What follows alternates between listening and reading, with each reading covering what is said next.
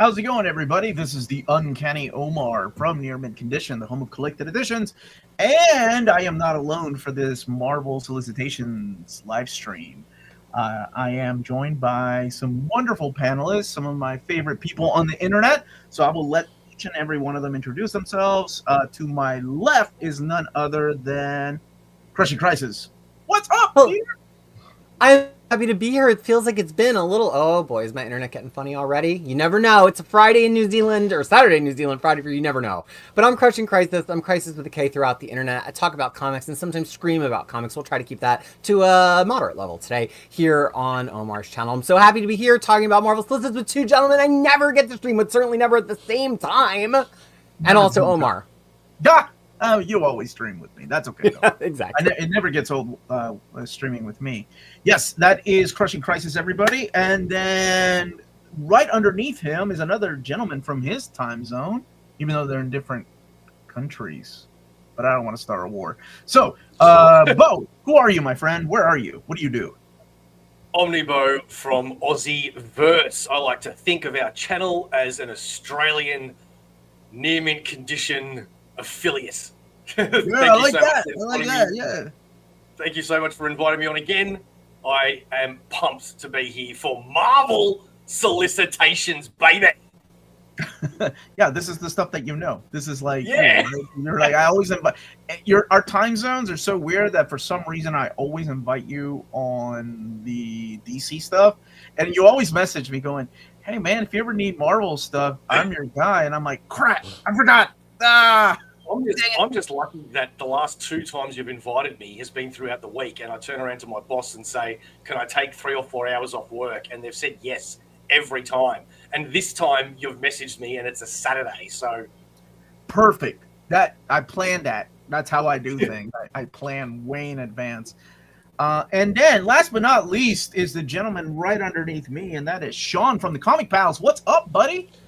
Hello. Thank you for having me. I am so excited to be back here on Near Mint Condition. I love the Minties. You guys are fantastic. I'm happy to be podcasting again with Crisis, as always. Omnibus for the first time. And Omar, thank you so much for inviting me. It's going to be great. Love talking about my friend, it's always a pleasure to have you on. Yes, thank you, James, for putting everybody's links in the chat right now if you're watching this later. Can I just also mention to the world that we have the CBC Awards, which is the YouTube Awards, and I am rallying for everybody to go vote James Abel for the Blue Wrench Award. It's about time he gets his credit for everything that he does for the YouTube community. Even if you're not voting for Near Mint Condition, Aussieverse, Comics Pals, or even Crushing Crisis, at least put in a vote for James Abel. Well, I mean, while you're there, you might as well vote for us, right? I mean, why would you not? James gets an award, and I don't get. I'd go to his house and take his award. You won last year, mate. You won last year. You don't need two.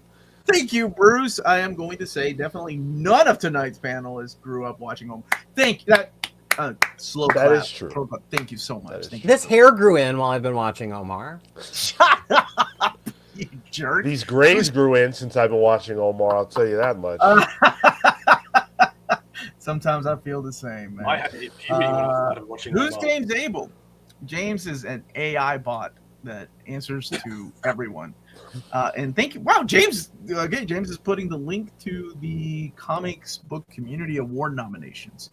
All right, this is my second live stream of 3 today, and in the middle of everything, I got to film some stuff and get out to everybody. So thank you all so much. If you were here earlier when Curtis and I got to announce the Epic collections for the months of May to July of 2026. All right, woo, that was a lot to say. And a big thank you, of course, to Marvel Comics for giving us early access to these solicitations that we will be looking at together with you fine folks and talking about, you know, what's collected in here and this new box set that they are doing for this era of comics. So, gentlemen, are you all ready to start? Oh, yeah. Okay. Yes. Omnidog and Epic Collector may join us. I don't know if Curtis said he might try to join us, and Omnidog is haven't. You know what? I haven't heard from him, so I hope he's doing. Messaged him, and he's not seeing it. Hope he's doing okay. All right, let me learn these new buttons that are here and share my screen. And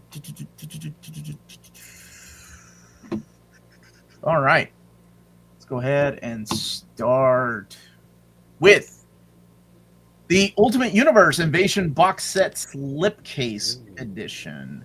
So in this box set, you are getting Ultimate Invasion trade paperback, the Ultimate Spider-Man Volume 1, Ultimate X-Men Volume 1, Ultimate Black Panther Volume 1, Ultimates Volume 1, and Ultimate Wolverine Volume 1.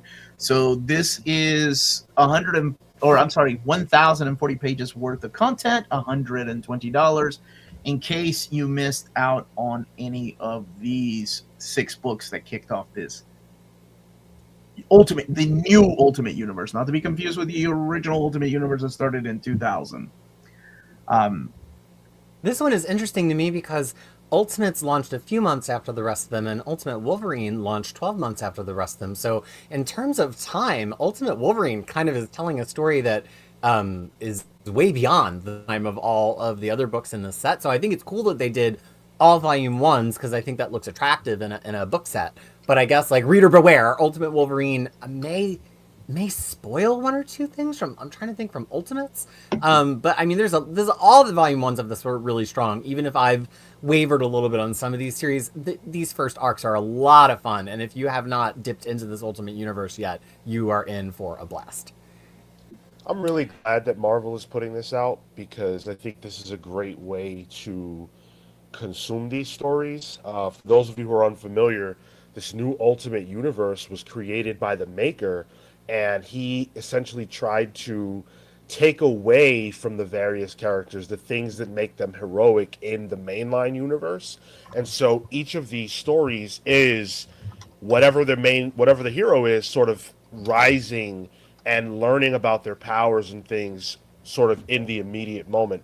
I think they're all tremendous to varying degrees, and in one box set, this is a great way to get caught up on what's happening in the Ultimate Universe.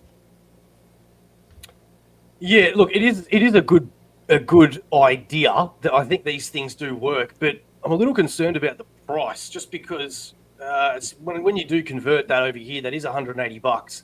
So you're looking at about $30 a trade. So I don't really know if it's worth for the international market, but still, you know. What's the trade paperback price on Ultimate Spider-Man 1 for you all in the? Oh, so you're talking about Australia. Yeah. So how much is it on its own? Yeah, I'm just curiosity. So what's the price in America for that on its own? Oh, you're gonna do this live. We're gonna translate. I guess I could have gone on. We got to go with the live transfer rate, Omar. This is our That's Friday not part night of the new stream currency exchange stream. I've got it here. I've got it here ready. Just tell me how much the trade is on its own, and I'll tell you. I think it's $19.99. Peter, is that right? So $19.99 is $30 for me. Okay, so same thing. So Yeah. Yeah, so maybe it is worth it then. You get a slipcase, in case you haven't picked it up. That is true. Excalibur Omnibus Volume 4, wrapping up the era of Excalibur. You know, you Epicureans got it first, but that's okay. We're getting a Salvador La Roca cover here for the standard edition, and then a beautiful Alan Davis cover for the direct market cover. And this collects Excalibur 104 to 125, wrapping up that era with the -1 issue, the Colossus one-shot, New Mutants Truth or Death 1 through 3, Kitty Pryde Agent of S.H.I.E.L.D. 1 through 3, and X-Men Unlimited 19, X-Men True Friends 1 through 3, and Excalibur 1 through 4, which is the 2001 series, which is considered Volume 2 of Excalibur. So this is the era after Warren Ellis left the book, so it's mainly, I believe it's Ben Robb that actually wrote most of the stories in here. Chris Claremont does come back to do True Friends, the miniseries. Truth or Death, was that Ben Robb as well? I believe so. Yeah, I think it was, wasn't it? Yeah, You know, I did a custom many years ago, like 15 years ago. I custom bound my single issues, and I always regretted not putting Colossus in there. So it's really nice to see them add Colossus in here. But not your beloved Magic miniseries with Amanda Sefton, unfortunately. Yeah, but that didn't happen until later, right? I know, but you're always saying, like, where's it gonna go? That's the one that I want, man. That's the one. One day we'll have a Magic Omnibus, and everybody's gonna be like, "Where's Ileana?" When Amanda Sefton shows up as Magic. I mean, I'm all over this DM cover, the Alan Davis wedding cover from that's the one, issue right? 125.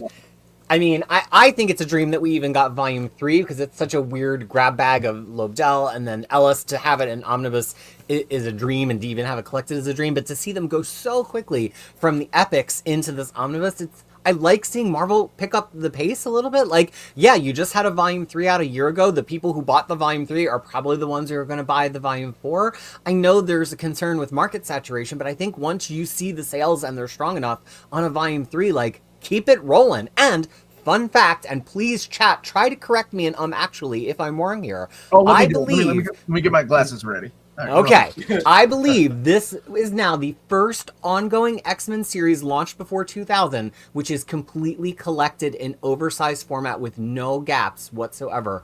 Excalibur. Wow. Did you say not launch? New Mutants? Did you say it's not launch? Uncanny X-Men? It's No. not 1991. It's not Wolverine because we've still got some time to go. Now, as of this book, all of Excalibur will be collected in oversized format. I hate that I can't actually but no, X-Men Classic, actually. Okay, fair. Oh, X-Men hey. Classic. That's a little bit of a footnote, but we'll give it to you, Omar. I'll take it. All right, Excalibur Volume 4, wrapping up that series. Hopefully we'll get like a Omnibus Volume 4 to wrap up that era, get more X-Force, and then get that X-Men that some of you all wanted. And speaking of X-Men, Road to Onslaught Omnibus Volume 2. All these years, I don't know if anybody else did this.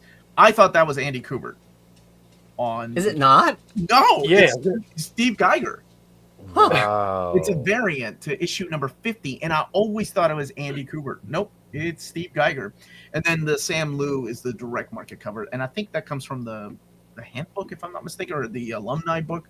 But collected in here is X-Men, adjective is X-Men 48 to 52, Uncanny X-Men 329 to 332, and Archangel 1, X-Men Brood 1 and 2, X-Men and Clandestine 1 and 2, X-Men Unlimited 10, Wolverine 101, Storm 1 through 4, Further Adventures of Cyclops and Phoenix 1 through 4, Rise of Apocalypse 1 through 4, Fantastic 419, and Xavier Institute of Alumni Yearbook number 1, 984 pages and $125.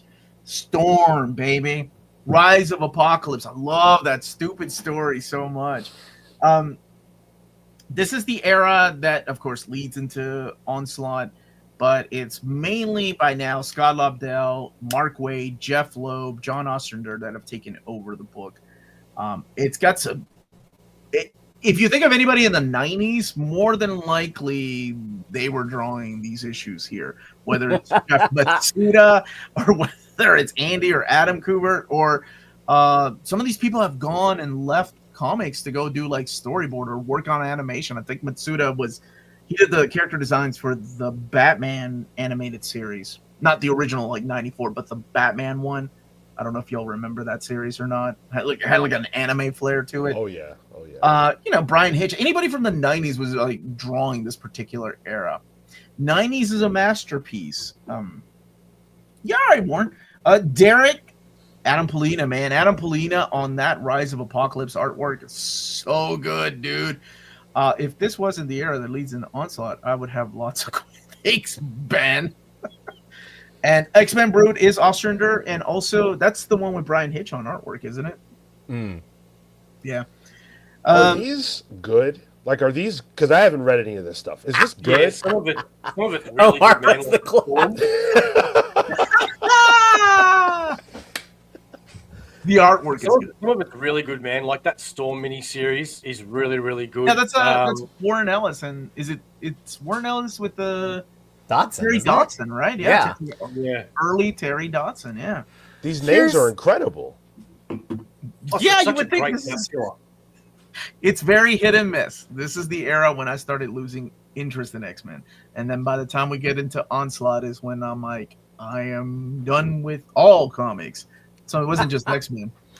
Same for me. And but you know what I'll say to you, Sean, about the main X-Men books, I feel like had really kind of lost focus here. Or not even lost focus, but they were just so full of dropping these hints for Onslaught and then kind of like holding space, waiting for Onslaught to start. And we've all seen that even into the modern day. But all these minis and supporting books, they were a lot of fun. It felt like a lot of the fun in the line was happening outside of the ongoings, which was really the first time that, for me, I ever felt that way. Usually the minis were like, they were nice and they focused on a character here and there, but that wasn't the story. But here, I'm excited for pretty much everything outside of the main two runs. I'm excited to have the main two runs oversized on my shelf, but it's all these miniseries and one-shots that are the fun stuff here, in my opinion. Yeah, Also, like a lot of it Omar hasn't likes- been collected in any kind of format. Go ahead. What I were was you going to say, Omar, you like to give me a lot of crap about when I start reading certain characters, like Captain America at. Yeah, I forgot about that. You started reading like Spider-Man with the Clone Saga, right? Yeah, so Spider-Man Clone Saga, Captain America, Final. What was that story called? Final Chance or Attraction, where he loses his powers. Fighting Chance with Fighting Chance. The reason why I bring that up is because when Onslaught came out, I was only reading Spider-Man, and when as a kid you read all of these heroes disappear, it was a great way to get invested into the Marvel universe as a whole. So it did its job, I think, and that is to suck in people that are reading comics, but maybe not all of Marvel. Okay. Clone Saga is cool. Never listen to Omar. Right, because I'm the only one that doesn't like the Clone Saga. Yeah, I'm alone on the with the internet on that one.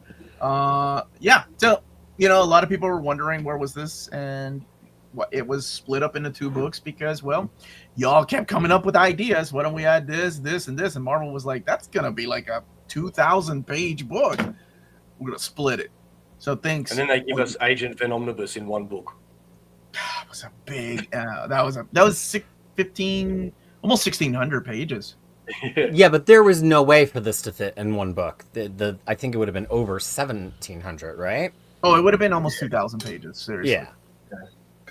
Star Wars Hidden Empire. This is the new crossover that takes place after War of the Bounty Hunters. Collecting Hidden Empire 1 through 5, Star Wars 26 through 36, Bounty Hunters 27 through 34, which is, to me, some of the best Star Wars comics out there. Darth Vader 28 through 32, Dr. Aphra 22 through 31, and then Star Wars Revelations, 1,000 pages, $125. This is another one like the Crimson Reign book that each series was kind of doing their own thing during Hidden Empire. So it can be, I am assuming the mapping is going to be, just one chunk of Darth Vader, one chunk of Star Wars, one chunk of Bounty Hunters collected. Yeah, they don't really directly cross over. They interact with the main thread, but you could put them in a reading order, but you don't really benefit from treating this as a direct crossover. So I would surmise it's going to be chunked instead of interspersed. I'm digging that DM though.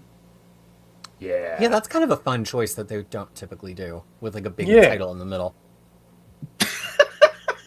I am amazed he is still reading comics as he started with the Clone Saga. I would have ran screaming from them with that awful saga. Have you seen his hoodie though? Bruce, look at his hoodie. He represents. He's owning it. He really liked the Clone Saga. Committed. Yeah. Should be. I don't have an Onslaught hoodie. I know what that life is There about. you go, right there. So thank you very much, Bruce. You know what? Somebody's Clone Saga is somebody else's Zeb Wells Spider-Man. Amazing Spider-Man by Zeb Wells Omnibus Volume 1. This is the most current Spider-Man book out right before the Joe Kelly run. It takes place right after Nick Spencer's, speaking of Clone Saga, Spider-Man Beyond. And collects Amazing Spider-Man 1 through 26, Dark Web Finale, Fallen Friend, and then Free Comic Book Day 2022 Spider-Man Venom. 888 pages, $100. And you have both covers. You have the Benjamin Sue direct market cover, and then you have the John Romita Jr. cover there. This is mainly Zeb Wells, but they're also crediting Erica Schultz, which I think she did. Was it some of the stuff in the If there's annual? Hallows Eve stuff in there, like a Hallows Eve backup story or something, that'll be that's what it the is. Schultz. Yeah. That's from the Dark Web stuff. Yep. So it doesn't have the dark, like in case you have the Dark Web Omnibus, it doesn't have like the Dark Web X-Men stories in here. It doesn't have the Dark Web crossover issues with Venom. It just has the main part of Dark Web, in case you don't know what that is. It's the Madeline Pryor and Ben Reilly. But it is the most current run, which is something they've been doing for a while now at Marvel. It seems like they've been, as soon as a writer wraps up their run, they start omnibusing them. Now you two, Sean and Bo, you've read this run, right? Let's try to give. I know it's got a lot of hate, but let's try to give a fair and balanced accounting to folks who have only heard the hate and have no awareness of what actually happens in these 26 issues. Sean, thoughts? I love this run. I actually am a huge fan of the Zeb Wells Romita Spider-Man run, and I got a lot of hate for it. But the truth is, I don't. ComicsPals.com, everybody. And I'll go you one further. I don't give a shit because these are good comics, and I think that people, Spider-Man fans, listen. I love you to death, but you're stuck in the past. Okay, Paul is a character now. You got to get used to that. All right. And MJ and Peter, dunzo. This run, what it did that I love so much is it feels like classic, good Spider-Man storytelling. It's fun. It's exciting. It's edge of your seat. It's got great Ed McGuinness art when he pops in. Patrick Gleason kicked ass on this series as well. It uses Norman in a way that I've never seen him used before. I had a blast with this run. And anybody who wants to argue about this, listen, come on my channel. We can talk about it. I will defend this run to death. I thought you were going to challenge him to a boxing match. Come and box me if you don't agree with me. All right. Let's box about it. I'll put you through the piano. Interesting takes, man. Okay. Sean, thank you. And Bo, what about you? What did you think of this? Everything Sean just said is completely incorrect. And, This isn't an evergreen stream, guys. You don't have to fight. Go ahead. No, look, we do have the right to our opinion, even if they are wrong, and it's fine. Everybody is allowed their own opinion, and it's fine. He does have some good points, though, about using Norman Osborn in a way that's never been used, and probably never should have been used, if you ask my opinion. This has some great ideas, but they're just not executed well. I'm sorry, but they're just not. There is some great stuff in this book, like when they're in their editorial room and they're like, "Let's come up with this story. Let's come up with this." Great stuff on paper, but it just didn't execute well. Now, if I take out my own personal opinion and try to look at this through a reader that's picking up Spider-Man for the first time, then look, it might be completely different. You might not be so invested in the Mary Jane part of this, but for people, that love Mary Jane and Peter Parker together, this is a real killer for fans like us, I think. I do remember one part of this series where I won't spoil it, but Spider-Man goes pretty dark, and that was really cool. I really, really loved those issues. I just didn't like how they ended it. I didn't like the whole Norman thing. A lot of it was just ridiculous. Plus, by the end of this series, Marvel pretty much turns around to you and says, don't get invested in any relationship Peter Parker is ever going to have, because it's just never going to go anywhere. So I don't see the point of him even having a dating life. I can't wait 4 years from now when people are asking me, Omar, when is Marvel going to reprint Amazing Spider-Man by Zeb Wells Omnibus Volume 1? Because it's always bound to happen. Yep. I swear to God, I have seen it so many times. I've been blessed to be announcing books for like six years now, and it never fails. The books that I'm like, oh my gosh, okay, whatever, usually are the ones that sell out, and I'm like, well, okay, I was wrong about that. And people demand. I mean, I know we joke about the Clone Saga, but those books sold out, all 4 Omnis, and they got reprinted. That's insane. Onslaught has been printed 3 times. It doesn't matter what I think we've reached this nexus, if you will, where it doesn't really matter what people say online now. You know, I maybe to a minority of people it matters, but they want to read it for themselves, no matter what it is, right? Especially if you're a Spider-Man reader, or maybe just curiosity about why some people online are really vocal about this era. But look, I'll be reading Spider-Man. I'll be reading Spider-Man till the day I die, regardless of how good or bad it is. I'm there for life. But what I guess annoys me just a little bit is, as grateful as I am that they do print these new Omnis, it irks me just a little that a brand new story is coming out straight away when there's so much Web of Spider-Man and Spectacular and blah blah blah that we don't have in Omnis yet.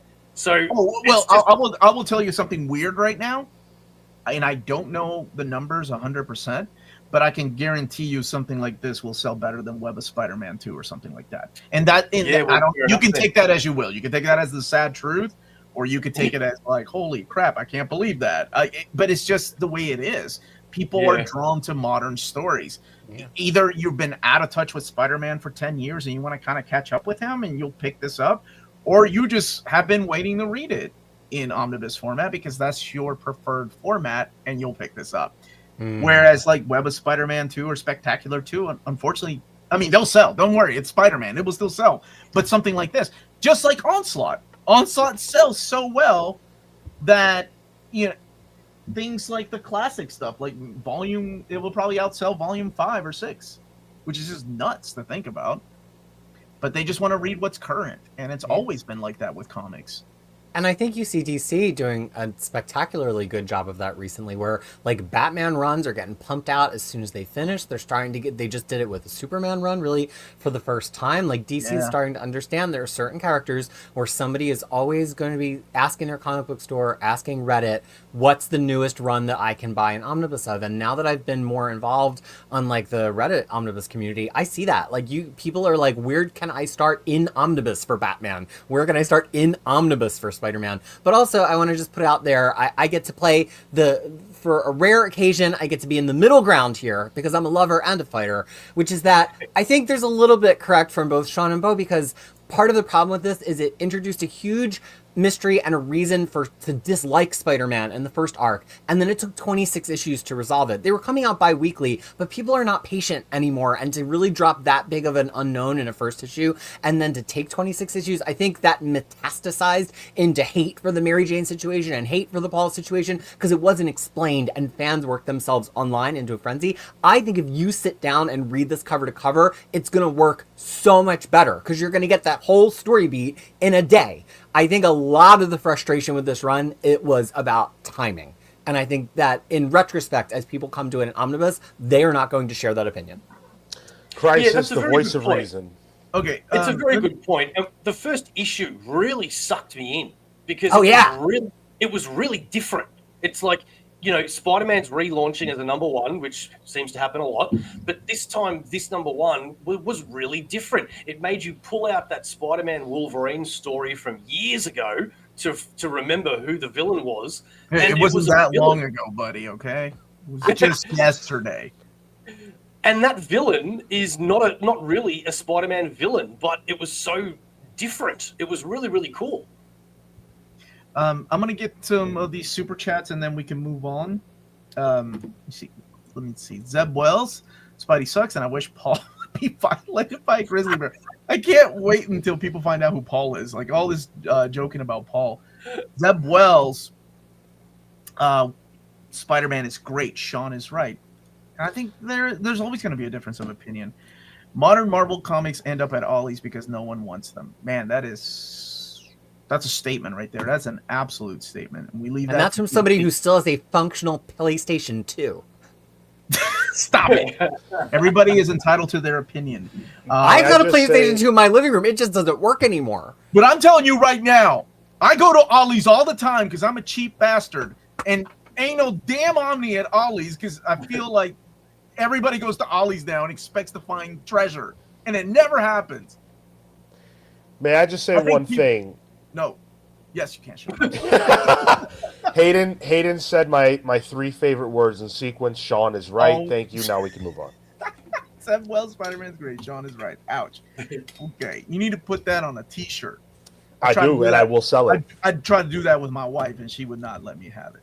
Who's Thecommicspells.com. hotter, Spider-Man or Spider-Gwen? Well, it's obviously Spider-Man. who's drawing the character, first of all? That it really depends on the artist. Yeah, Spider-Man is drawn much hotter than Gwen generally, because Gwen's a younger character. All right, now this one I am pumped for as well. All right, continuing Secret Wars Battleworld. It's insane that we're getting three out of these so far. Collecting Marvel Zombies. This is all from the 2015 miniseries, by the way. Marvel Zombies, Master Kung Fu, Mrs. Deadpool and the Howling Commandos, Old Man Logan, Planet Hulk, Red Skull, Runaway, Secret Wars 2099, Agents of Atlas, Secret Wars Battleworld, Secret Wars Journal, and Secret Wars Secret Love, Secret Wars 2 one shot, and Siege 1 through 4. 1,200 pages, $125. This is all collected in alphabetical order. Like, I think people pointed that out immediately whenever I got to announce the first one. And that leaves us room for one more. So there will be a total of 4 of these. And you'll have Secret Wars Omnibus that's mapped with all Jonathan Hickman stories, and then you'll have volumes 1 through 4 of the Battleworld stuff. This is the mini-series that revolved around Secret Wars, where each one of these little worlds were coexisting without the knowledge of the other one. However, sometimes people were crossing over. And I'll be honest with you, I'm going off on the people. I'm not going off on Ollie's. I'm going off on the people that are buying up all my books at Ollie's. Can't find anything good anymore. Even the toys are getting bought off Ollie's shelves. I got excited when somebody shared a picture of, what was it? It was a Marvel Legends line. And I'm like, oh, I haven't picked any of those up. Nope, can't find them. All I find is just broken stuff at Ollie's and garden tools, which my wife makes me get. So this is volume 3 of 4. Hopefully this will sell well enough to get that volume 4 coming out. Nick N, just so you know as well, Hickman didn't write this. This is the mini series from the Secret Wars. This is done by a lot of other people, and a lot of it's really, really cool, man. I don't know when this came out, 2015? Yeah. 2015. Man, they cancelled every single Marvel title and replaced them with the Secret Wars, which I don't think they've done since like X-Men books of Age of Apocalypse, yeah? Yeah, you're right. And I had to buy every single issue. And then when the trades came out, I bought every single trade. So this is awesome to be getting them in omnibuses. This does have I wasn't a big fan of these. But we know I don't like that kind of events. This one in particular has, I think, like all of my favorite series of these series in it. It has Kieran Gillen's Siege, which was the best one. Yep. And it also has the Runaway series, which was really good. And the Master of Kung Fu. This is probably the one that I would enjoy rereading the most of the 4 of them. I haven't read some of these. Like, I've read a lot. I think most of these I've read. But I haven't read that Red Skull or what's the other one? Oh, the Deadpool? No, not that one. Master Kung Fu. I haven't read that one. So I'm excited to read those for the first time. One of my favorite announcements, Avengers No Surrender, No Road Home, together in one book. And this is collecting Avengers 675 to 690. Quicksilver No Surrender 1 through 5, Avengers No Road Home 1 through 10, 776 pages, $100. This is one of my favorite announcements because I really like this. I really like this era, man. Mark Waid, Al Ewing, Jim Zub, Saladin Ahmed, and then you have talent like Pepe Larraz, Mike Perkins, Paco Medina, Joe Bennett, and Eric Wynn, and Paul Renaud, just to name a few. The Avengers issue 675 to 690, that has been collected before in an oversized hardcover format, but not Quicksilver nor No Road Home. Yeah, those have not been collected in oversized format. Those have only had 2 trade paperbacks, which as of right now are out of print. This is such a good really read. like The the trend. Avengers are not known for having like one and done massive stories, and this is it. Plus, it's got X-Men in it because it basically at this point combined every existing Avengers title, of which there were 4 coming out of Secret Empire, into one weekly book. So it ran for 16 issues weekly because they were all just alternating, but they were all merged into Avengers. So it's got Rogue in it. I think it's got Human Torch, I want to say, because he was in Uncanny Avengers. It's got, and then Quicksilver kind of gets shunted off to the side of it and has its own adventure in that miniseries. It's actually a pretty good Quicksilver miniseries, but it's fantastic. It uses the characters so well. It's big. It feels like a movie. The art is incredible. A lot of these artists that kind of were just breaking this big here. I mean, it has Laraz on it, who was already known to be good, but this was like right as he was breaking to like holy crap mode. And then that follow-up No Road Home is a really good Scarlet Witch lead story, and it has Conan in it. And so we were always speculating, like, will Marvel ever put the it? Story. That's not the one I'm thinking of. No, No, that's no, No Road no. Home. Yeah, I was agreeing with you. That's the Oh, story. okay. Yeah. Yeah, and a lot of us were speculating, like, oh, maybe they'll do like a Conan companion that has that, and like the second Savage Avengers series. It's beautiful to see it here because it goes well with this material. Technically, it was legacy numbered to be included in Aaron's run, but has nothing to do with Aaron's Avengers. It's in with this. This book. This is going to become my top Avengers pick if we ever do an Avengers Evergreen. This is the one. It's so much fun, and the art is spectacular. So out of this is when they started launching new series, right? Like you got Immortal Hulk out of this. I'm sorry, after Avengers 690, you got the new relaunch with Jason Aaron of Avengers. What else was there? There was like Avengers. Wasn't there like an Avengers Captain America story too? Like like they launched Captain America. That's what it was. It was the Ta-Nehisi Coates Captain America, I believe, right, Peter? Yeah. Yes, So that a lot launched of in books 2018. were launched out of this, including Immortal Hulk, which is why you're seeing things like Al Ewing's name here. I really like this era, so this one made me happy. And I know, like I said, there was a oversized hardcover, but yeah, I am doing 3 live streams today, Mr. Tex. I still have to review Superman with Amanda later tonight at 9. Oh man! And I still got to record one more video before editing because I am going off grid for a week. So I just saw that last night. Same here. yes, solid, man. Okay. Holy crap, this book. Omar. Let's talk about this. Look at that Steve McNiven artwork channeling Bro. Frank Miller, dude. Okay. Daredevil Cold Day in Hell is coming out in a hardcover format, collecting 3 issues. It is $22. The trim size is that, I believe, of a standard hardcover, if I'm not mistaken. Yeah, standard hardcover. Why? Years into the future, Oh, that's what they're going for. I have no idea what this is, by the way. This is like Daredevil's version. I mean, granted, I've only read the first issue, but it's very much Spider-Man Reign. Oh, I would say it's Dark Knight, like Frank Miller Dark Knight. Yeah. Sean, I mean, we're all obsessed with it. The art is you can't even believe that it's happening in front of you. The pages are 16 panel grid by Steve McNiven. Oh, wow. Sean. I love this series. This is one of the best Marvel series of the year. And Charles Soule being listed as writer there, yes, but it's kind of untrue at the same time because Steve McNiven, this is his baby. This was his big idea. This is how he is going out because he is leaving Marvel and going to DC. His exclusive contract ended. So this is his last, potentially last Marvel story, and he's going out on top. It's a very unique style, unlike anything we've really ever seen from McNiven before. Yes, channeling Frank Miller. It's cool to see one of the greatest Marvel artists of all time going out on top, telling a classic Daredevil story that I think will stand the test of time. This is the good comics. Yeah. 100% endorsement. Great praise for this. This is future nonsense, and I still love it. So how love it. How much past great does it have to be? Like yeah.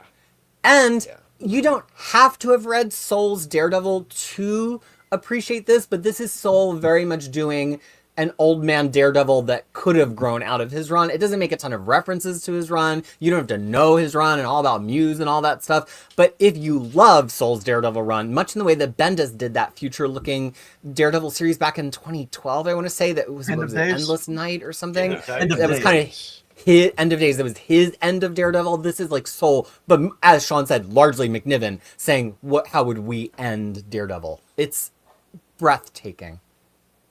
Yeah, it seems like they're doing a couple of hardcovers, standard size hardcovers again. Yeah, which is great. So there's your cover. Getting a lot of praise, not just from our panelists, but also Nerd Initiative. Spider-Gwen continuing her series by Stephanie Phillips and Paolo Vianelli, collecting Spider-Gwen Ghost Spider from 2024, 11 through 15, and a beautiful cover there by Mark Brooks. I'm been very impressed with this Spider-Gwen series. Prior to this run, all those mini-series that they were doing for Spider-Gwen, I don't think I was really their target audience because I wasn't really enjoying any of them. But this run has you know, I went in with a bit of negativity because of those mini-series, and I was very surprised at how much I was enjoying it and continue to do so. I can't get behind the Spider-Gwen, Ghost Spider confusion. I'm sorry. I tried. I can't. What you don't have a confusion with the code names? What's happening here? I have a confusion with the code names. I have a confusion with whether it's Gwen from our timeline, Gwen from another timeline. There's just so much going on. I know they recently It's Gwen from another universe. Yeah, It's but the now same she's Spider-Gwen. residing. Yeah, she's residing Yeah. in the 616 universe. That's it. That's right. But didn't they recently make a change to where now it is the Gwen from 616? That's Gwen Poole. No. Gwen Poole, right. So there's just so much Gwen going on. It's a lot of kind Gwen. of burnt out. There's only The little two Gwen down. Gwens. That's a lot. That's a lot of Gwens. If you There's can't handle two three Gwens, Gwens. John, I don't know if I can invite you back on the show. Listen, At least 3. Oh, three. What? I'm sorry. that's a lot of 3 Gwens. We're not even including Mexican Gwen Stacy. You can't handle 2 Gwens. Wait, who's Mexican? Oh, what? Come on, Sean, Sean. we need to talk after that. You got to learn the deep lore, Sean. Yeah, what is That's why happening? you But got look, reading look, Daredevil, I will because it was say- Daredevil. I would not necessarily just pick up here unless you're a big Loki fan. It's a very fun King Loki story. Paolo Villanelli really turned into an art star in this book. He went from like an okay Marvel second stringer to by the end of this arc, really delivering spectacular stuff colored by Matt Milla. So it's just nice. It's nice to see her drawn well. I think we had such a like a cannonball of an original series with such great colors from Rico Renzi, and since then she's kind of had some good artists and some B-string artists, and it's fun to see somebody like grow on her and turn into a great artist in her, similar to how Vincenti turned into a good artist over the course of Jed McKay's Moon Knight. So I really have come to appreciate Paolo Villanelli. I cannot wait to see what he does next. I sent Wonder Maddie a gift from the Bezos store, by the way. Oh, did you ship it to our? Thank you, Mr. Tex. Did you ship it to our PO box? Because I got it. I won't open it on set. Thank you for letting me know. Spider-Boy, man, I have been loving this series. So good. Dan Slott and Christopher Yost with Paco Medina still on artwork, collecting Spider-Boy 17 through 20 and Kid Pool Spider-Boy #1. What did Christopher Yost write? I thought he was Spider-Boy #1.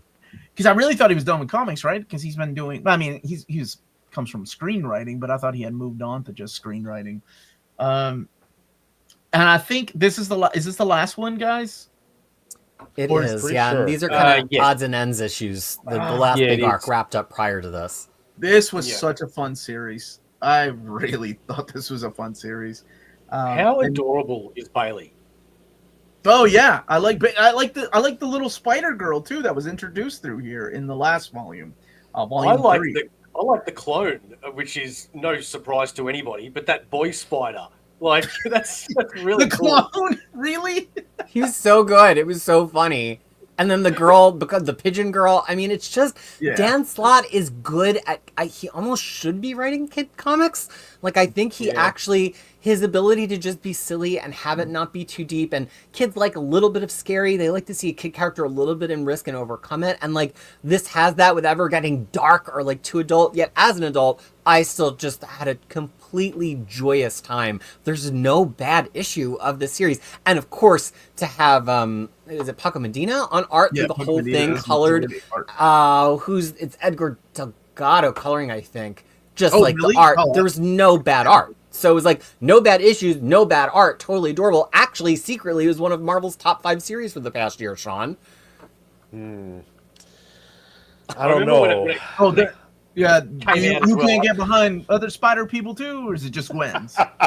Yes, and Sean. Yes, and. I tried Spider Boy, okay, and I couldn't get past the fact that I felt like this was a character created just to spin out the IP, just like the new Spider Girl that they introduced in this series, who now has a spin-off series of her own. So too many Spider people. I am spidered out. Too many spider. Look, there is definitely way too many spider people, 100%. But this is not one of them. Bailey is absolutely freaking adorable. I didn't like him when he started. I was against Me neither. him, and I hated the Madam Monstrosity. I'm like, why did they invent a new character when they've got like the evolutionary or whatever? But you just can't help but enjoy it. Sean speaking facts and no discrimination on spider people.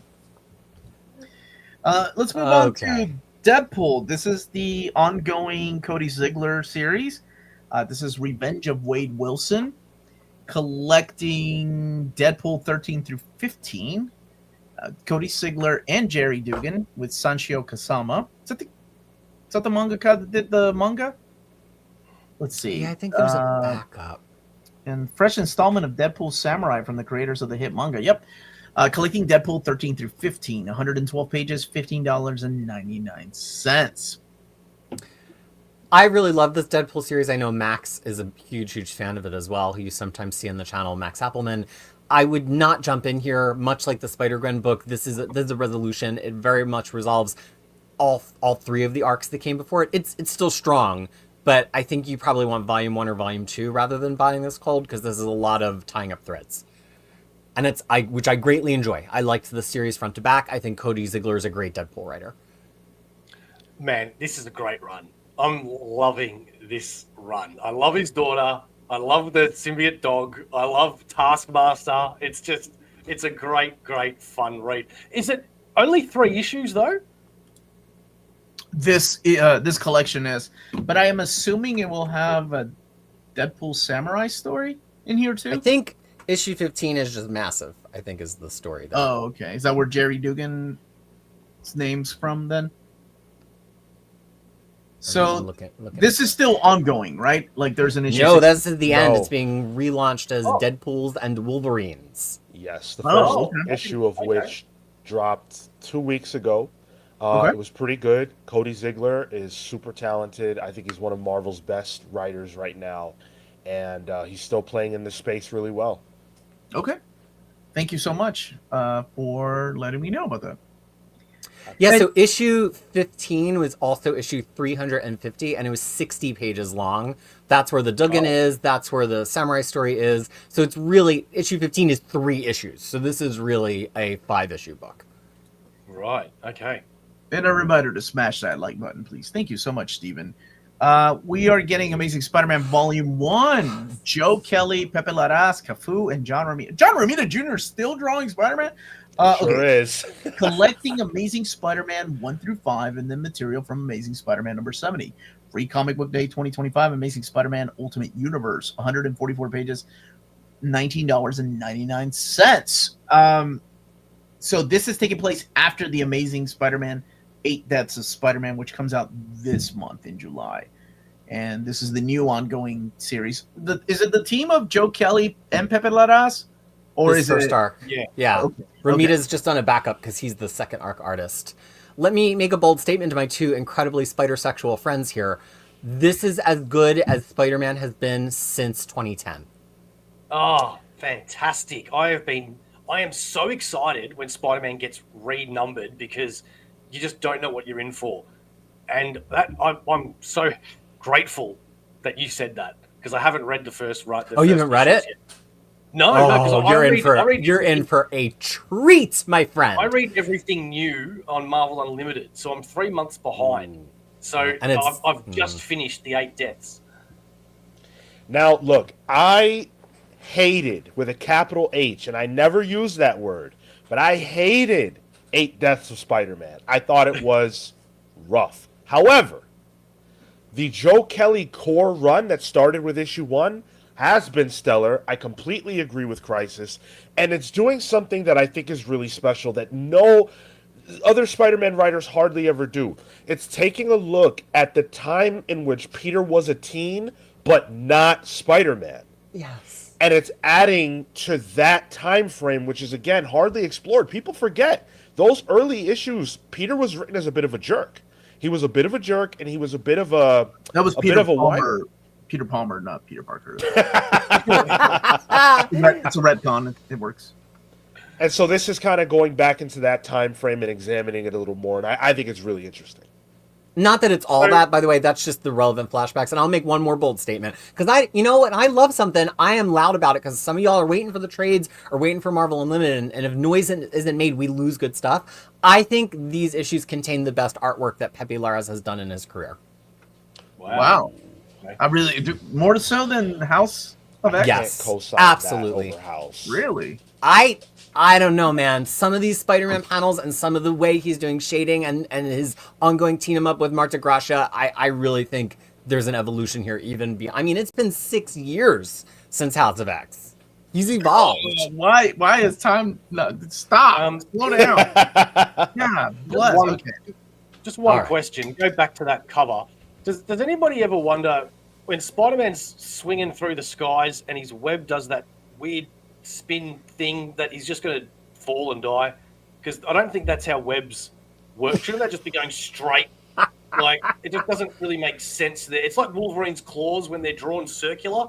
Like, it just doesn't make sense. I know it looks good. Are you trying to make sense of comic books? Let me know you're okay with clones. Let me get that straight. You're okay with clones, but yeah, that's right. I'll die on this hill. Sure, it makes sense. I assume it's like a torque thing, like he shot, but wouldn't it be the other way? Like he shot it, but he was rotated, and now he's rotating the other way? Anyway. Iron Man Volume 2, The Insurgent Iron Man, continuing a back to the basics new era of the Golden Avenger, collecting the Iron Man issues 6 through 10 of the 2024 series. 112 pages, $15.99.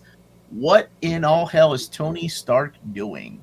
And why is Dr. Doom sending angry emissaries to Stark's door? So this is tying into the One World Under Doom? Have you guys read this? Yes. I read the first trade. What did you think? No. I think I've seen this borne out in interviews, that this story is the story that Spencer Ackerman actually wanted to do. This very political, very it's like Tony Stark and counterterrorism and capitalism. And do you ever think, what happens when he's like, Stark Tech's not going to make any bombs, and then something happens, he's like, actually we're going to make 5 bombs, and he's like, actually we're going to make AI. There are people working in that factory who are like the union of that factory, who are like, the person's coming with the clipboard and going like, okay, today bombs are off the assembly line, we're go back to the AI units. And like this, Ackerman definitely had some really interesting thoughts about how to like merge all of that, like him being insurgent against the One World Under Doom, all the way down to like his plan and what it's making. Unfortunately, I just think it started so slow in the first arc that I just don't think anybody has attention span left for this arc, but I do think it's much, much better than the first volume. Yeah, I thought the first volume was really rough, and Spencer Ackerman is a very well known journalist. Yeah, but and so therefore he's probably a very talented writer in his field. But I definitely got baby's first comic script vibes reading what Spencer Ackerman was doing. Yeah. So somebody you could tell comes from novels or This run would be a great article in The Atlantic. Right. Interesting. Okay. Yeah, actually, I can see that.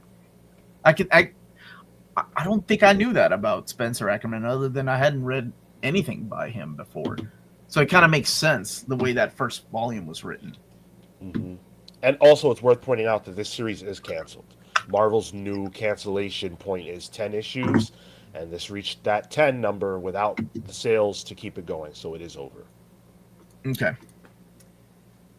Let's go to X-Manhunt. This is the crossover between the new From the Ashes series that survived the 10 issues that Sean was talking about, so far. Uncanny X-Men 11, NYX 9, Storm 6, X-Men 13, X-Factor 8, Exceptional X-Men 7, X-Force 9, and X-Manhunt Omega 1. Was there an X-Manhunt Alpha? No. No. No. Okay, so 208 pages, $24.99. This is, of course, the new ongoing series, although X-Force, I think out of these is the X-Force and X-Factor are the ones that have been canceled. NYX as well, right? Yeah. Okay. Yeah. Those issues are not in the trade paperbacks of those series either, of the second trade paperbacks, I don't think. I think maybe like one of them wound up being in there because it was essential okay. to the plot of that, but not all of them. It was very confusing to see how it rolled out. Yeah. Yeah. So, Gail Simone, Colin Kelly, Jackson Lansing, and Murewa Ayodele, Jed McKay, Mark Russell, gosh, Jeffrey Thorne, and Eve L. Ewing. The one thing I do like about this is the continued trauma that Cyclops is going through, that Professor X has basically put him through. I really dig that. I really Crisis. dig Storm and Lucas Wernick. I don't think Storm has ever looked that good, including John Byrne, Savage Land Storm. Wow. Like, the hair, the outfits. I love that first trade paperback. It was excellent. Agreed. Crisis, are you going to go or should I go on X-Men Hunt? I won't say anything negative about this. I'll just express it through the art of mime. So why don't you talk? Listen, I love the X-Men to hell and back. There's nothing better than the X-Men in my book. But these comics are just not it. And the X-Men in the From the Ashes era is rough. It for my money, I have not read a worse X-Men era than this. And I'm including the Matthew Rosenberg stuff, which I actually enjoyed. This is incoherent at times. Characters are just all over the place. There's not a lot of logic to what's going on. It's frustrating as a long-term X-Men reader that we're at this point. These characters are unrecognizable, and they're fighting each other at times, and I have absolutely no idea why. Cyclops and Rogue don't get along because of editorial mandates. It's not my X-Men. Yeah, I was trapped in a shrinking box. Trapped in a shrinking box. I'm going to play the role of Peter. I've only read the first trade paperbacks, right? Of volume ones of all these series, and then the crossover between Uncanny and Jed McKay's run. And this run, and this is something that I keep hearing, and also in the comments, just how bad it is, how the writing is atrocious, and not on every title, right? Some more than others. Sure. But this is just like every other era of X-Men to me. Like, Yeah. every time it gets revamped, there's going to be some good and some bad. I actually, outside of Storm, I was really surprised that the series I didn't really dig was NYX or Exceptional X-Men. I was really shocked because I really like Eve Ewing's Ironheart. Like, I thought that was an Exceptional excellent X-Men. series. The problem Exceptional with thing, good. how you're coming to this, Omar, is that you're coming to based on the Tell me limited how I'm coming to this. the limited coherence of some of the individual books. Like Storm, we can all agree Storm Volume 1 was pure fire, Yeah. best book in the line. No, absolutely. right? This, no one knows what's happening in the other books.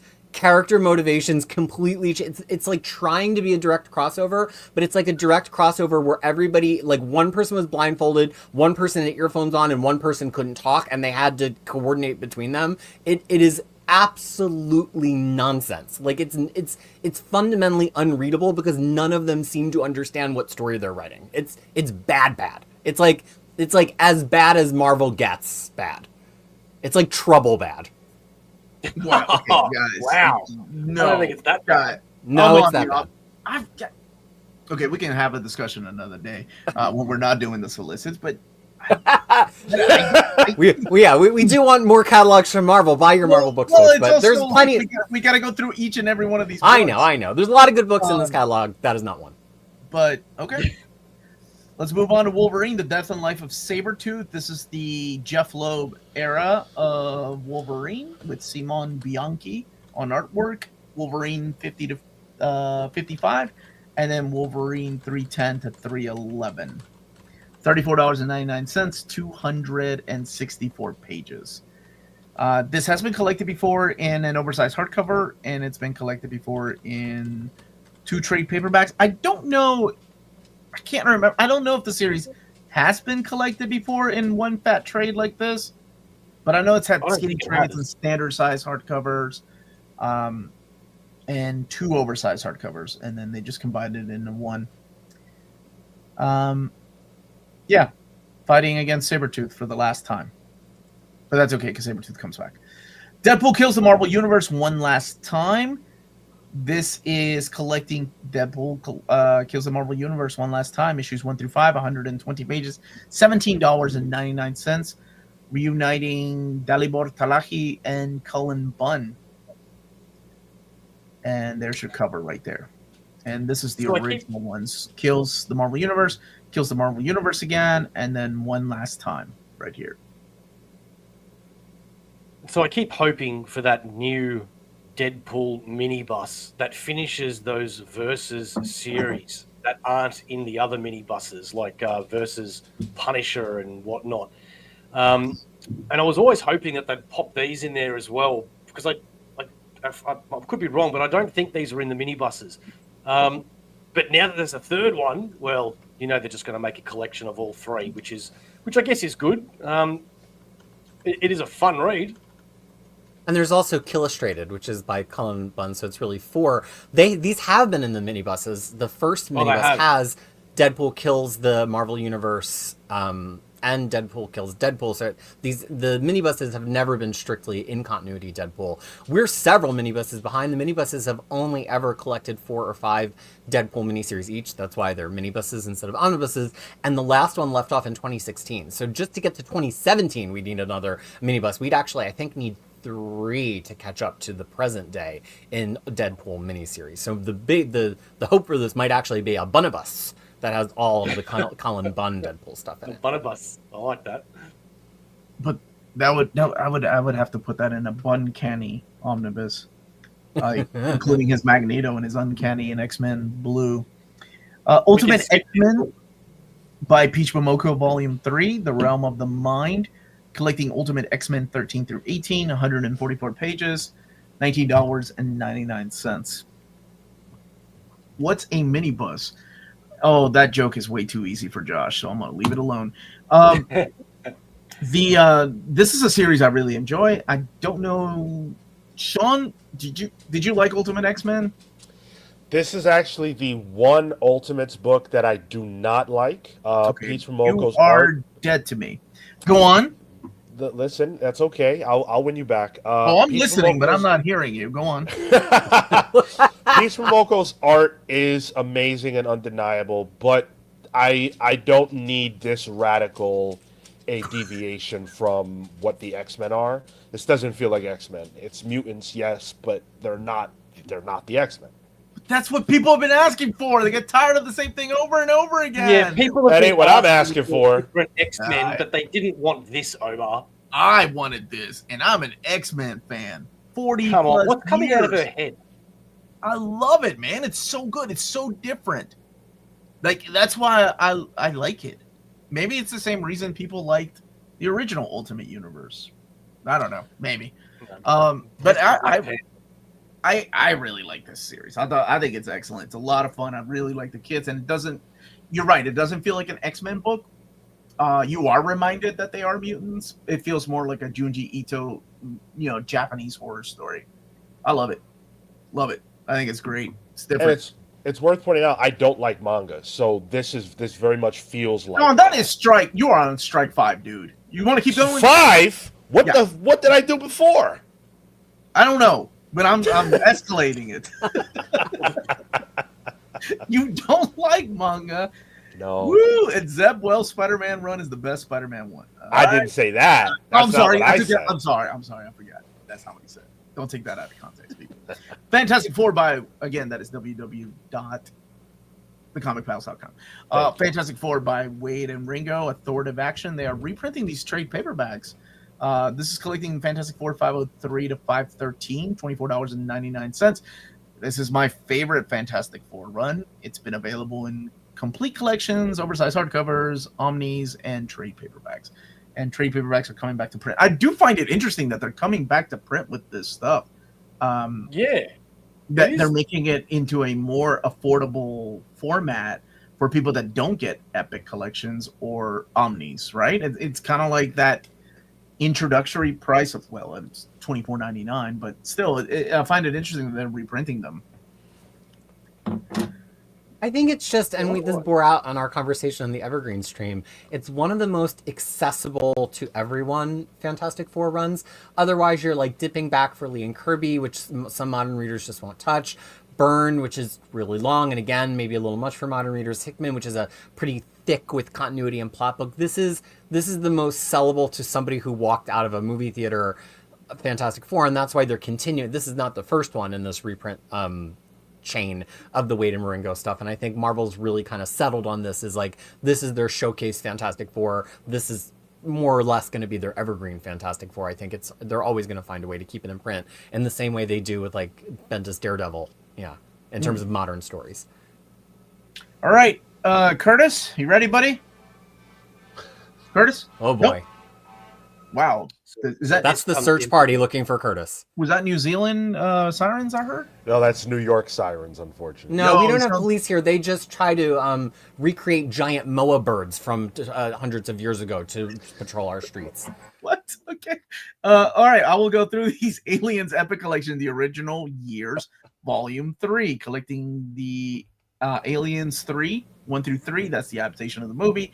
Aliens Space Marines 1 through 12. Those are the comics that came with the toys. Aliens Rogue 1 through 4, Labyrinth 1 through 4, and the material from Dark Horse Comics 3 through 5, 11 through 13, previews 1 through 12, previews 1, and Aliens Magazine 9 through 12, 472 pages, $54.99. What's up, Ron? How you doing, brother? I love this stuff. This is some great stuff. Even in this Epic Collection, I think it's some of my favorite stuff. I like eras of Alien when we didn't know, just like Star Wars, like the Dark Horse stuff, when they didn't know what the next movie was going to be about, right? Yeah. Like before there was the sequel trilogy. They only had like the original, and then they started getting the prequels, and then it's like we didn't like when those comics started at Dark Horse, there was no Alien 3. There was only Alien and Aliens. Yeah. And So- they actually conflict with the plot of Alien 3 a little bit, which they had to go back and repair. And I wish we could just wipe Alien 3 off the map anyway, but what are you gonna do? So this is actually only just getting to the end of the material in the second omnibus. So these are pretty relatively slim for Epic collections. I mean, you know, a 472-page Epic collection isn't small, but there's so much more material. There are 4 Aliens original years omnibuses, and this does not even... We're not even touching material in the 4th omnibus yet. So, I mean, 3 omnibuses, or 3 epics to 2 omnibuses is about the going rate at Marvel right now. But that means we're going to see at least another 3 epics in this line. And now we are moving on to the Micronauts. Oh, man. Epic Collection, the original Marvel years, Volume 3, this Battlefield Earth, which I think is the same name as the Avengers Epic Collection 5, if I'm not mistaken. Collecting issues 36 through 50 of Micronauts, $488 pages, $54.99. More of the Bill Mantlo goodness.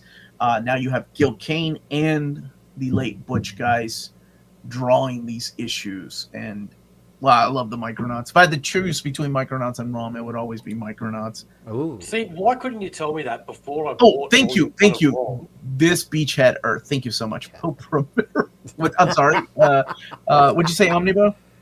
I was just saying, I've still only got Volume 1 of ROM and no Micronauts. And you tell me now, if you could choose one, it'd be Micronauts. Well, No, listen, though. Listen to me. I like Avengers The Crossing. Most people on the internet are going to say ROM is better than Micronauts. And honestly, They're right. My personal preference is this right here. I like Micronauts more. And your favorite run of New Warriors is when they had the reality TV show, isn't it? I hate that you would say that's strike 5 for Omnibus. Like, why I'm never in the lead. You know, Omar, didn't you just who announce wrote that? Zeb Wells. Go on. Didn't you just announce the next volume of this in your Epic stream earlier today with Curtis? We actually announced volume 5, which wraps up the series. So by end of next year, actually by midway through next year, all Micronauts is going to be available in Epic format. Yes, I know. Not the X-Men Micronauts. I know. I'm heartbroken as well. But there were reasons. Namor the Submariner, Epic Collection Volume 5, The Invasion of New York. This I'm super excited for. This has only been available in Masterworks format. I don't think the Essentials made it this far, but Submariner 50 through 72 and Marvel Spotlight 27. Bill Everett, who created Namor, comes back. Steve Gerber, Mike Friedrich. Look at this list, man. Mike Friedrich, Mark Wolfman, Bill Mantlo, Don Heck, George Tuska, Jim Mooney. Just classic artists. And again, this is the stuff that hasn't been collected. It's been years since those Masterworks have been out of print. And I love this stuff. There we are, Phil. Yeah, real Marvel Comics. Now we're talking. This is before my time. The cover's by John Romita Sr. when it was just John Romita. And hello, everyone. What's going on? Phenomenal AC. Micronauts had better toys for sure than ROM. I can agree with that. How are you, Jewish Dragons? Now that's the lineup of talent. Yeah, this is really good stuff. Honestly, I really feel as though the Namor Silver Age series is one of the lost greats. It's not like true lost media like Micronauts was for so many years, but I think so many people, when they talk about Silver Age Marvel, are talking about like the big 8 Silver Age lines that started the Epic collections. And because this had never, like Omar just said, it had never had an Essentials past the first issue. The Masterworks actually took a while to complete and didn't wrap up that long ago. I think modern readers just aren't acquainted with this material, but this series was pretty compelling from front to back. If I had to stack rank Marvel Silver Age books, this would be closer to the top than the bottom. It's a beautiful, beautiful run. And John saying is Namor likable in this. Mate, Namor is likable in everything. He's just misunderstood. That's not a biased opinion at all. This is definitely one of those few like last remaining eras that hasn't been collected in Omni format. That you know, that era that we've been filling gaps with for a few years now with like Captain Marvel and this. Makes me happy that, you know, people are getting these books in one way or another, one format or another. Avengers Epic Collection. This is your time, Omar. Oh, here we go, baby. Let me put the brainy specs on.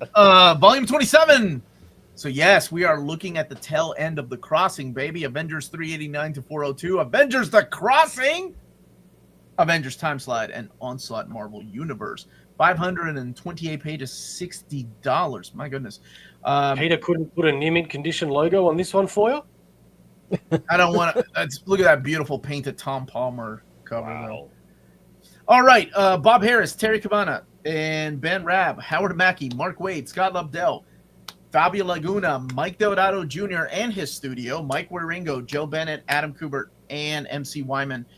A lot of the character designs here were done by none other than Joe Madureira. And like he designed the new costume for Iron Man that, you know, people were indifferent about. The new costumes for Hawkeye and Black Widow and also Quicksilver there. I don't think he designed the new Thor. That was someone else that designed that outfit. But yes, this is the Crossing storyline, just the Avengers side of the Crossing. Doesn't have the Iron Man or Force Works or what was he? War Machine tie-ins. So, am I the only one that's going to speak of this? Because, yeah, this was. Well, I'm surprised there's a cameo. This is my Clone Saga. Oh, wow. Okay, then. Well, who's the chick with the antennas? That is the Wasp. Wasp has a raw period in this. Oh she no! has mutated. Oh no! I mean, what's really, I think, intriguing about finally buying this is that these issues have never been continuously in any one collection before. The Crossing Omnibus only yeah. has 390 to 395. Then we had a paperback of 396 to 400, and then you would have needed the Onslaught Omnibus for 400 to 402. So this has just never been coherently in one place before, and this is the end of that Avengers volume. After 402, it relaunches into the Heroes Reborn universe in 1996 and 97. So, like, are these my favorite Avengers issues? No. Am I still happy to get a completely coherent collection of them for the first time? Yes, I think that's actually really exciting. And actually, this starts with 389, right? 389 prior to this was never collected. And this is why when people ask me, why don't I do reviews on my channel? Because I would feel really bad if somebody were to buy this based on my review of, like, this is so good and a lot of fun, and they're like, oh my God, I'm never reading another comic again. Or, or things that I don't like that everybody else loves. And I don't know why you worry about that though, Omar, because in your reviews, you're usually pretty honest. You know what I mean? You'll give it. Oh, yeah, when people ask me, I don't mind sharing my opinions, Yeah. of course. But when doing overviews, I just talk about the stories in the books and, like, what makes it work, if you will. I leave my personal thoughts out of my overviews, and sometimes it's hard. I will be honest. Like, sometimes it's difficult when talking about eras I'm not really a fan of, but I understand that people really like sometimes different eras than I did. That's why when you come in with with your Clone Saga love, or Sean coming in with the Zeb Wells love, and Peter up there coming in with the love of the From the Ashes era of X-Men, I just stay quiet and let you all talk. Doctor Strange, Epic Collection, Volume 12, Strangers Among Us. Look at that ripped Hulk back there. Is that Kyle Hutz? That's Kyle Hutz, isn't it? Yeah.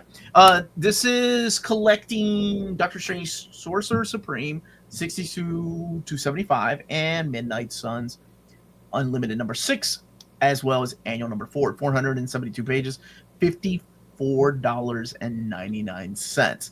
This stuff has been collected in Omni format and now coming out in a trade paperback Epic Collection. We don't have the Doctor Strange yet Modern Era Epic Collection. I'm curious what that would include, where that would start. Would you start with Jason Aaron? Would you start with Mark Waid's run? Johnny Cates? This is David Quinn wrapping up this. Mel Ruby, Kyle Hutz, yeah, and Peter Gross actually coming in from Vertigo, Hutz, isn't it? What's that? Some pretty early Kyle Hutz, isn't it? Yeah, I mean, he had been doing some inks back then, but this has some of his original art.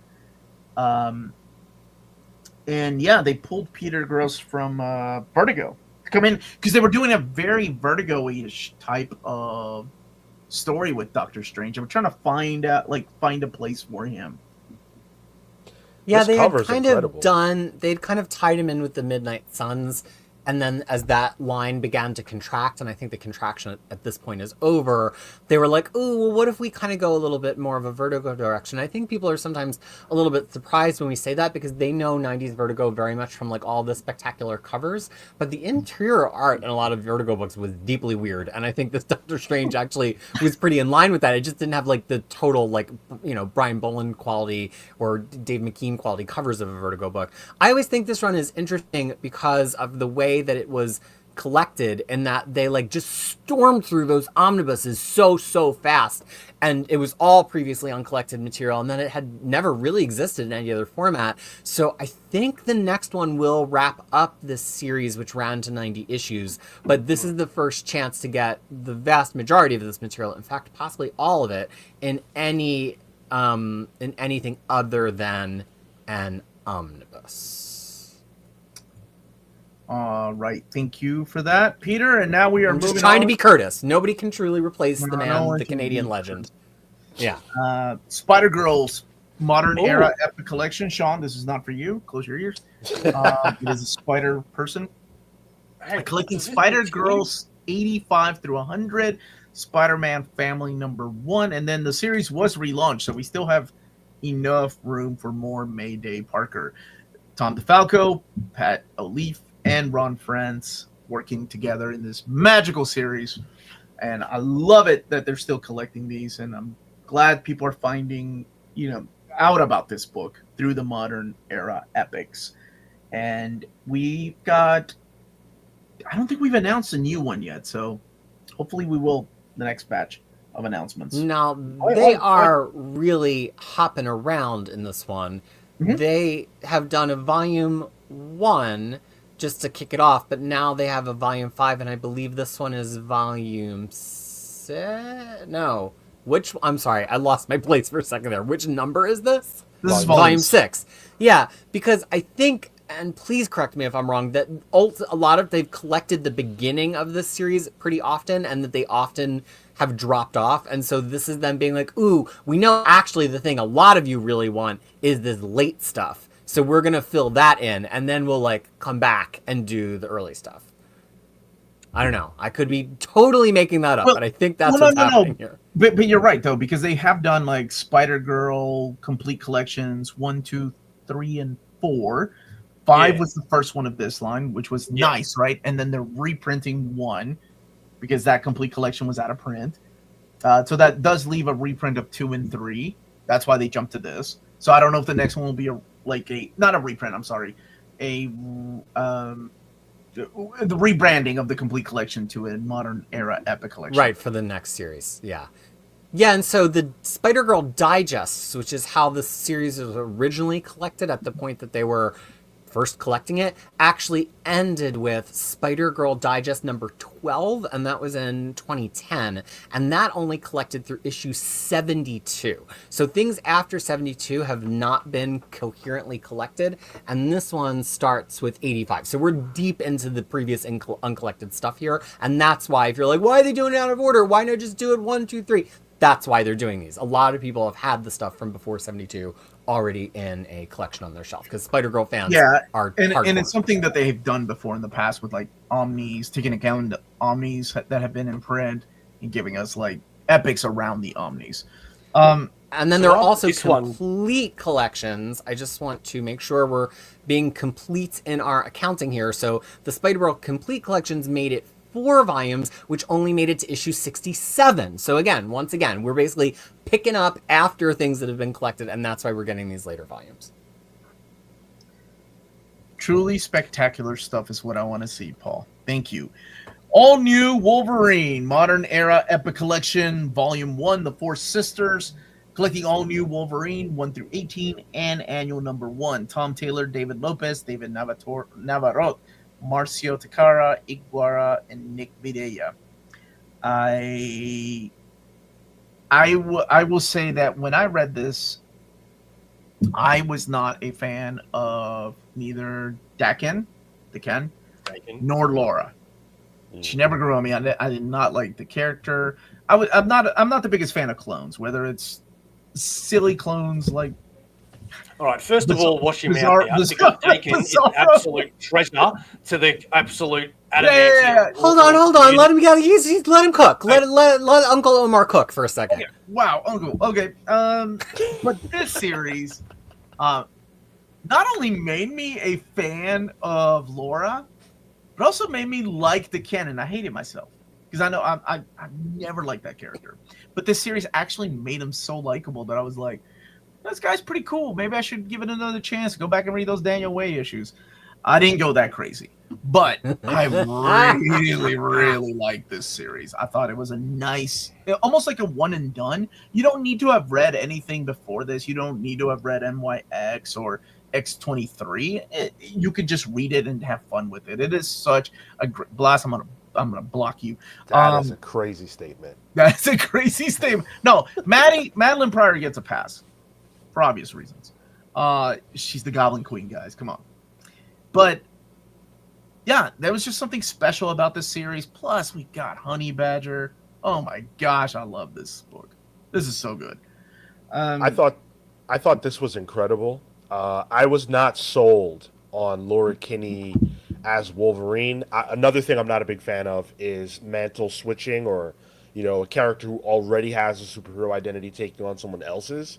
But putting that aside, I thought Tom Taylor did the best job yet with Laura in a solo series. I really love this. It was fun. It wasn't what I expected. It was sort of offbeat, and I didn't think of Laura as a character who could fit in that kind of a series. But Tom Taylor really brought it. He brought his. To me, this is his best work. This is the best Tom Taylor that I have personally read. Wow, that's a. I'm trying to think. I mean, I really liked X-Men Red, and I really like what he did to Nightwing. Really good. But Friendly Neighborhood Spider-Man also doesn't get a lot of love. No, this was excellent. I really like it. It gets, if you were, because I was very similar to that too, Sean. I was like, oh gosh, they killed Wolverine. Here comes 10 Wolverine books with different characters being the legacy characters. And the idea of legacy characters for Marvel Comics at the time, to me, was still kind of new and ridiculous. Because, that was a Stan Lee thing. Stan Lee did not believe in kid sidekicks or legacy characters that would one day become Wolverine or Cyclops.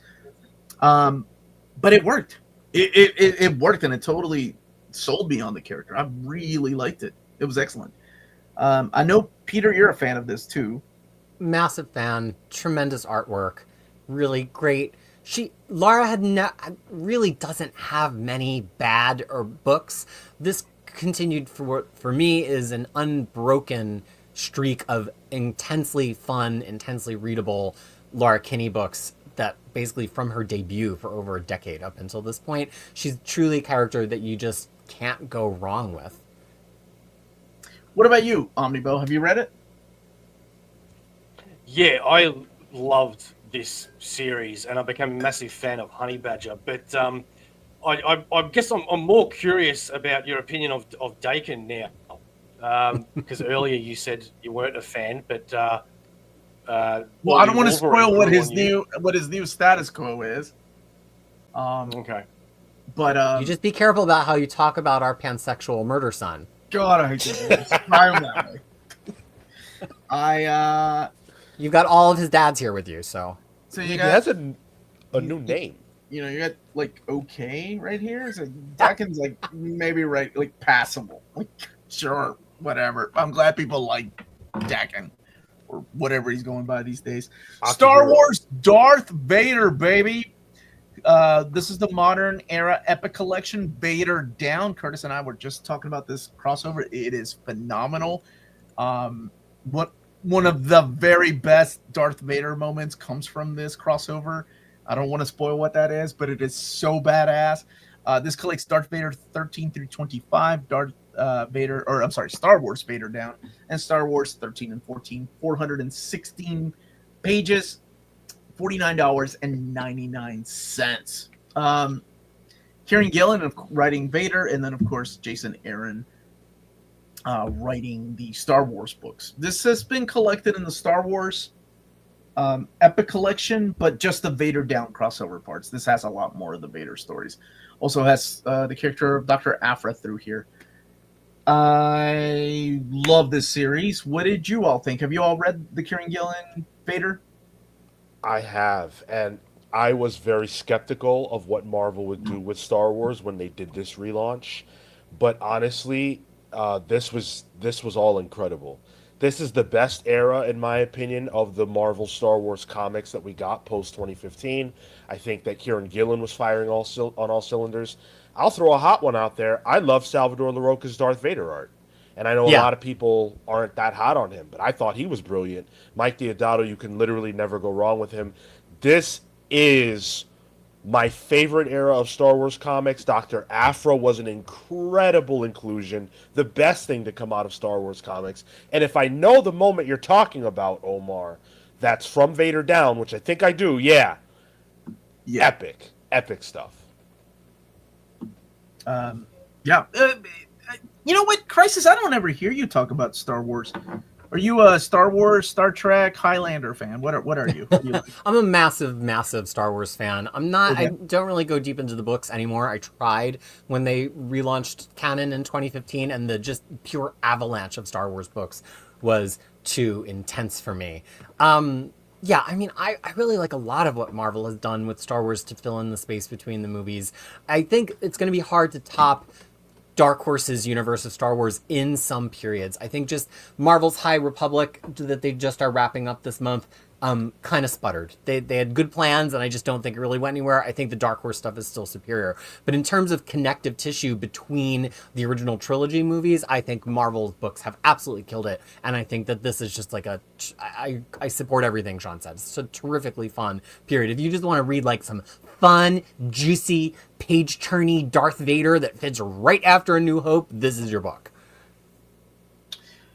Well said. And Omnibo, Star Wars fan or comics? Yeah. Have you read any of this stuff? So, look, when you read nearly every Marvel title that they bring out, I had a choice to make when it came to Star Wars and Conan, and that was I can only follow one of them because I can't afford it all. And I decided to go on the Conan route, and I've never read Star Wars comics. I'm not going to lie. It's too late for me. There is just way too much out there, and it's just better if I have my head in the sand with this one line. Okay, fair enough, man. Fair enough. And that brings us to the end of the catalog or the solicits. Again, these are the October 2025 solicits. I'm going to go ahead and give you a quick recap in case you missed it, and then we'll talk about what we are looking forward to the most. We have the Ultimate Universe Invasion box set slipcase, and we have Excalibur Omnibus Volume 4, X-Men Road to Onslaught Omnibus Volume 2, and Star Wars Hidden Empire Omni, Amazing Spider-Man by Zeb Wells Omnibus Volume 1, Secret Wars Battleworld Omnibus Volume 3, the Avengers No Surrender, No Road Home Omnibus, and then we have Daredevil Cold Day in Hell hardcover, standard size hardcover at that, by the way. And we are getting a Spider-Gwen, Ghost Spider Volume 3, Spider-Boy Volume 4, wrapping up that series, Deadpool by Cody Ziglar Volume 3, wrapping up that series, but continuing into the Wolverine Deadpool series, right, gentlemen? It's Wolverines and Deadpools. Thank you. Plural. Yeah. Oh, I thought you were just being cute. Amazing Spider-Man Volume 1 coming out, the Joe Kelly series. And then Iron Man Volume 2, wrapping up this series by Spencer Ackerman. X-Manhunt trade paperback, which is the big crossover between all these titles from the Ashes. Wolverine, The Death and Life of Sabertooth. And Deadpool Kills the Marvel Universe One Last Time. We're also getting the Ultimate X-Men by Peach Momoko Volume 3. Fantastic Four by Wade and Ringo, Authoritative Action, trade paperback. Aliens, the Original Years Epic Collection, Volume 3. Micronauts, the Original Marvel Years, Volume 3. This Battlefield Earth. Namor the Submariner, Epic Collection, Volume 5. The Invasion of New York. The Avengers, Epic Collection, Time Slide. And Doctor Strange, Epic Collection, Volume 12. Strangers Among Us. Spider-Girl, Modern Era Epic Collection, Volume 6, Family Ties, Magneto. And all new Wolverine, Modern Era Epic Collection, The Four Sisters. This is the first volume. And Star Wars Darth Vader, Modern Era Epic Collection, Volume 2, Vader Down.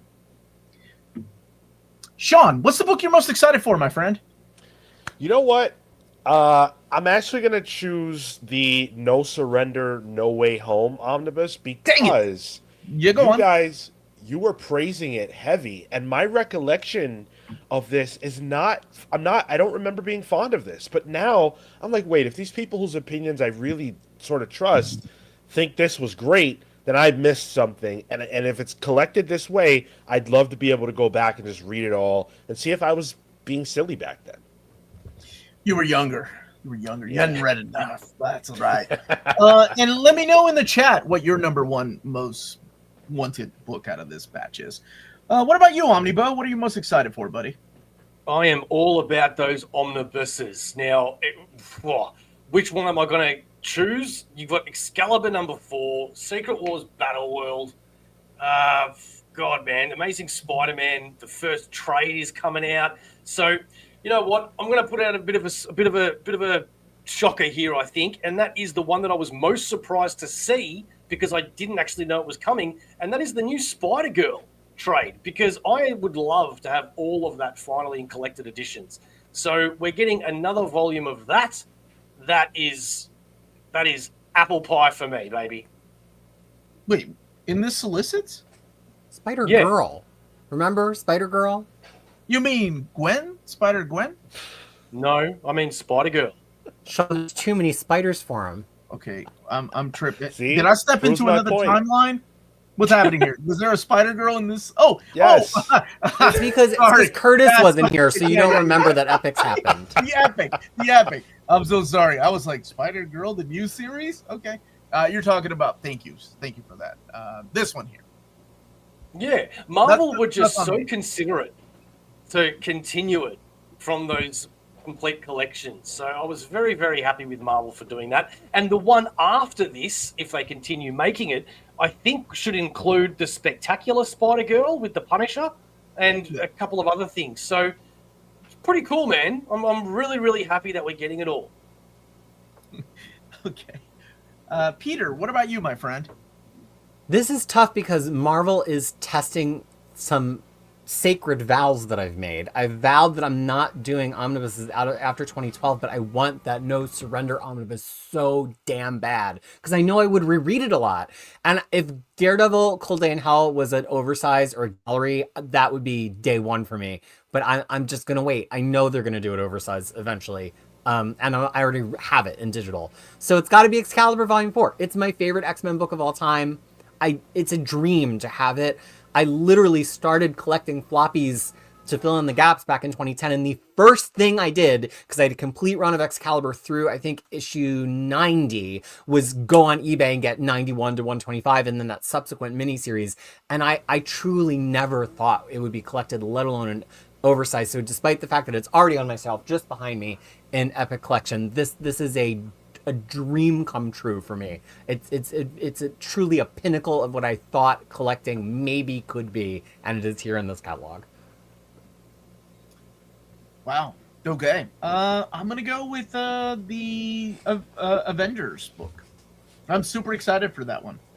That's one of my favorite announcements from this batch. There's a lot of surprises in this batch of announcements that are coming soon. As a matter of fact, tomorrow and then Sunday. And if you're on More, Patreon, you animal.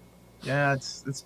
Well, I already filmed 11 of them, right? So now I just got to space them out, and I'll be on vacation when a lot of these go live. So a lot of Spidey Omnis coming, and more Avengers Omnis, and not lots of X-Men love and Star Wars Omnis too.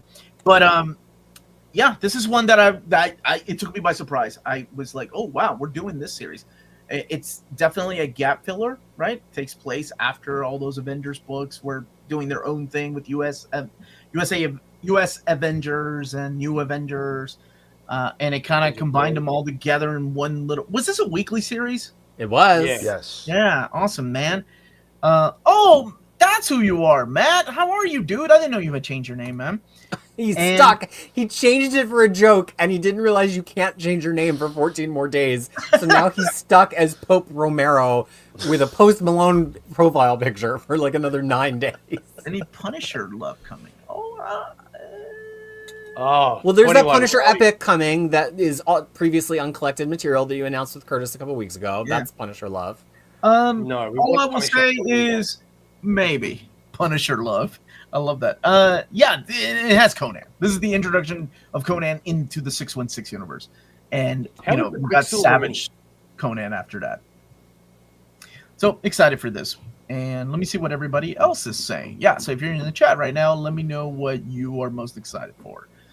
And How is that Quicksilver mini in there? I never actually read that. it's actually solid. I liked it. it's pretty it's only been thoughtful. available in trade paperbacks. Like it's never been in an oversized hardcover format in any kind. So it's nice to see it like that. So And he here has we to. go. Oh, sorry. He just No, he go has to slow down because of the nature of he's not in the same not timeline, but like the same speed of time passing as the rest of the Avengers, and so his speed kind of doesn't help him all in the story. Even though he still gets to run fast and travel all over the earth, he loses the advantage of that. And I just thought that was actually kind of a really fun approach to take for him, and it also is like shows how much he loves Wanda. It was a fun book. So people in the chat, Submariner Epic Collection, Micronauts and Submariner, Excalibur 4, Spider-Girl 6, X-Men Road to Onslaught 2, and Excalibur 4, Avengers No Surrender, No Road Home. Excalibur 4, lots of X-Men people in the chat. I love it. And Road to Onslaught, Battleworld, Avengers No Surrender and Road to Onslaught 2, and No Surrender needs those extra weight issues and Wells Volume 1s for me. Interesting. Spider-Boy and Spider-Girl, the Spider-Kids. Spider-Girl is number 1, and No Surrender, No Road Home, Road to Onslaught Volume 2 and 4. No Retreat, No Surrender. I love that they keep changing the name. Daredevil hardcover. May Parker, for heaven's sake. You had a 10-minute conversation about Spider-Girl. My brain, this is my second live stream. This is my 4th video of the day. I'm exhausted, and I got one more live stream. I got one more video to record, and I got to edit it. Mrs. Spidey Volume 1, Spider-Boy, and Spider-Girl Modern Era with Spider-Gwen, Ghost Spider. There we go. That's another one of those spider-sexuals. Yeah, Brian's mad for Spider-Man. I'm not here to judge. Daredevil, Cold Day in Hell, Excalibur 4, Avengers, No Surrender. The Taste, Richard Fearing. And let's see here. We'll be getting Excalibur 4, Battleworld, Hidden Empire, and Strange Epic. Not a day 1, but that one. Annie Bailey Briggs' book is a day 1. All right. Woo! I love to see all the hype for the X titles. So a lot more X titles to be announced soon. Some gap fillers. Some are a continuation of other books. So it's really nice. Yeah. And that's it, everybody. I am running on Steam. I just want to thank my wonderful panelists for joining me today. So, take us out of here. Crisis, where can people find you, my friend? Well, I am Crisis, spelt with a K, throughout the comics-loving internet. You can find me at crushingcrisis.com, where I have guides to how to collect all of these Marvel characters, as well as coverage on new releases. And then you can find me on YouTube at Crushing Crisis, where I talk about the pull list of pretty much every single Marvel and DC and Image and IDW and et cetera, title every single week, where you can hear me ranting and raving with all of the fervor and verve that you've heard me bring today. Excellent. And what about you, Sean? Where can people find you, buddy? Thank you guys so much for watching this. I am Sean from the Comics Pals. We will be live this Saturday at 10:15 a.m. Eastern. We're going to be talking all about Superman. What a wonderful character he is. We've seen the movie. We're going to discuss the movie as well, spoiler-free. Make sure you guys hit the like button on this video. We put effort in. Clearly, Omar's put a lot of effort in. 2 out of 3 streams in one day. That's a lot of work. So make sure you hit the like button. And thank you so much for watching. It's been amazing. And what about you, my brother, from all the way in Australia? What would you say where people can find you? All you need to do is look up Aussieverse, and you will find me on all of the socials, as well as my other panelists. If you have not checked out Aussieverse, please do so.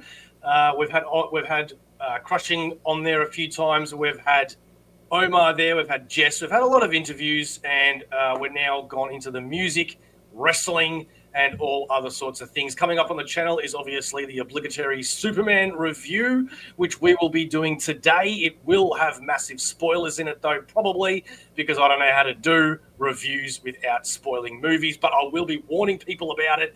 The big spoiler thing coming up in your face, so don't worry about it. There is 4 wrestling shows this weekend. How am I going to cover those? I do not know. It is a ridiculous amount of wrestling, but somehow I will do it. We have 5 minutes of metal. We have our fantasy drafts, and we also have wonderful, wonderful people on Aussieverse. Go check us out, please.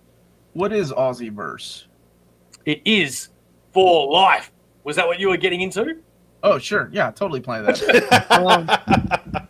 Thank you all so much for watching. I am the Uncanny Omar, and if you've watched Superman, come back at 9 p.m. Eastern Time when I'm reviewing Superman for my 3rd live stream.